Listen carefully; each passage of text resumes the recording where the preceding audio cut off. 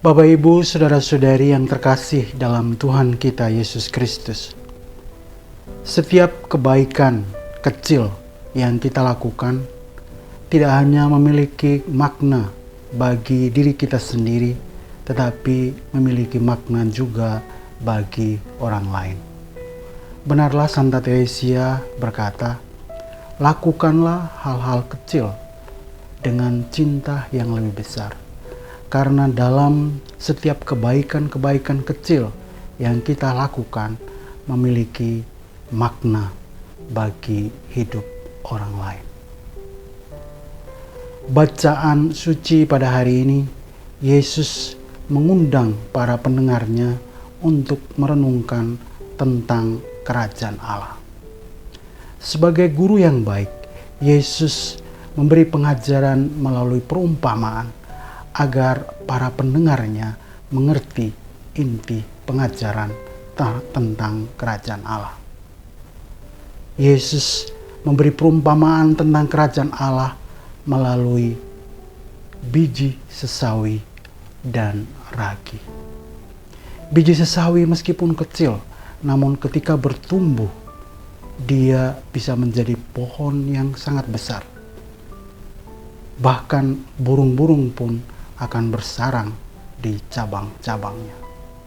Demikian pun ragi, meskipun sangat kecil, ketika dia dicampurkan dalam adonan tepung, dia akan berkembang dan siap untuk dibakar menjadi roti.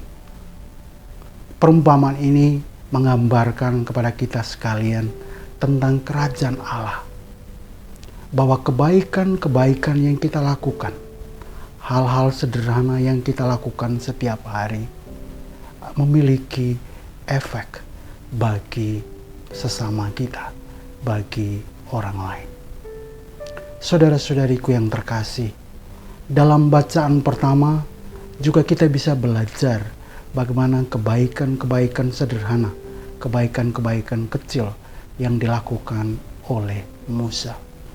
Musa sebagai seorang pemimpin, dia juga tetap melakukan hal-hal yang sederhana, hal-hal yang kecil dengan cinta yang lebih besar untuk membawa bangsa Israel keluar dari perbudakan.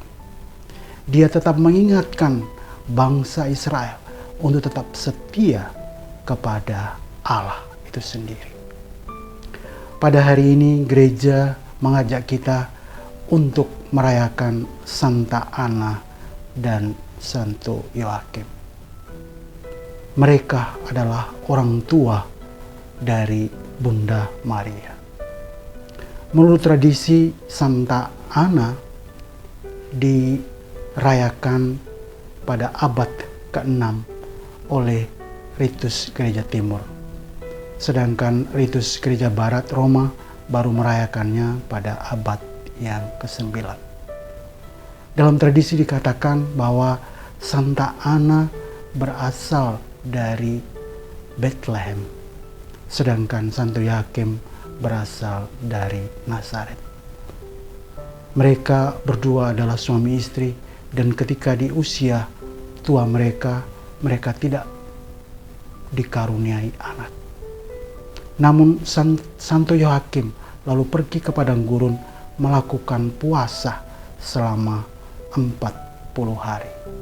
Dan di sanalah malaikat mewartakan bahwa mereka akan dikaruniai seorang anak perempuan. Santa Ana dan Santo Yoakim, dalam penantian mereka akhirnya memiliki Santa Maria. Bapak, Ibu, Saudara-saudari yang terkasih, sabda Tuhan pada hari ini mengingatkan kita bahwa kita semua dipanggil untuk menghadirkan kerajaan Allah di tengah-tengah masyarakat kita dengan melakukan hal-hal kecil dan sederhana, tidak hanya untuk diri kita sendiri, tetapi untuk kebaikan sesama kita. Kita sedang berada dalam masa pandemi, masa di mana kita merasa khawatir, cemas, masa di mana kita merasa tidak menentu. Namun kita mengimani bahwa Allah senantiasa menyertai kita.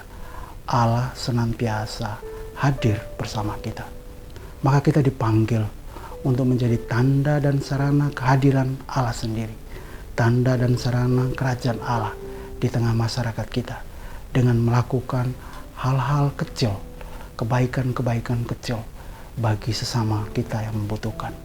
Karena dengan demikian, kehadiran kita menjadi tanda dan sarana keselamatan bagi sesama kita. Amin. Aku